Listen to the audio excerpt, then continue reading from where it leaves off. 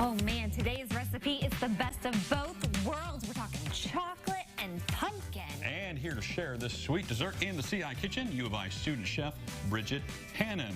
Last time you were here, you had the PhD in pizza. Now it's the PhD in pumpkin. Yes, PhD in pumpkin, way more fun and way more festive today. Yeah, it seems like everything revolves around pumpkin this time of year. So now we're combining it though with chocolate chips. So what are we making? Absolutely. So we are making some pumpkin chocolate chip bars.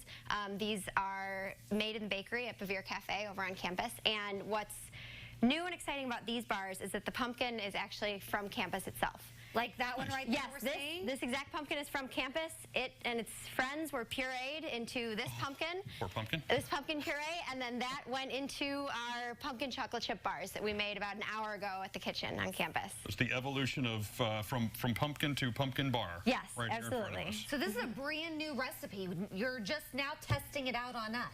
Well, we have made it with the non-campus pumpkin. Oh. So this is a new ingredient. We weren't sure how it was going to compare to our old recipe.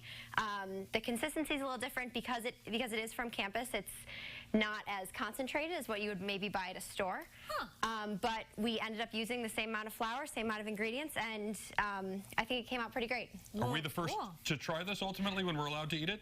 You aren't the first. You can try it. I sampled a little bit in the kitchen before I came over here, and I am, yes. Bigger smile on my face now that I've had it.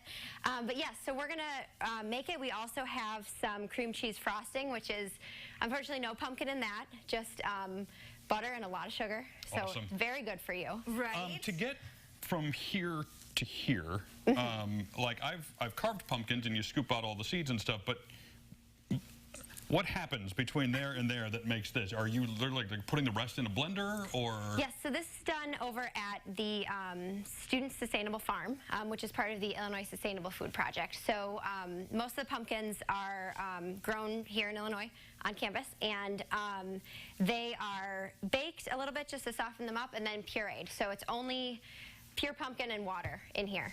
Interesting. I love that you all are using your own ingredients that you're, growing and using over there. So let's talk a little bit about the Bevere Cafe. I hear on Fridays or on game days, if you wear orange and blue, you get a discount. Yes, Fridays, if you wear your orange and blue, you get 10% off your bill. Nice. Which is great. And we're open 5 days a week for lunch from 11:30 to 1.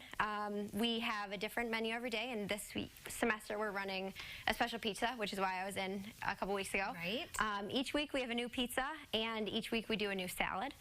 And then other than that, we have students testing their recipes, students testing desserts like this. So it's really a student-run operation from top to bottom. Yeah. And the whole idea is to get students who are in the program a little bit of experience, and then get the public to be the guinea pigs, for lack of a better word. Absolutely, yeah. So it's for dietetics and hospitality management students to get firsthand experience in a food service operation, and the public just benefits from our learning experience. Yeah. Speaking of which, is this going on here? Yeah, It is, yes. We're gonna frost our pumpkin bars here. What are your plans after graduating and moving on from U of I? That is the million-dollar question. So I'm about a year away from getting my PhD in nutrition, as well as completion of my dietetic internship, so I'll also be a dietitian.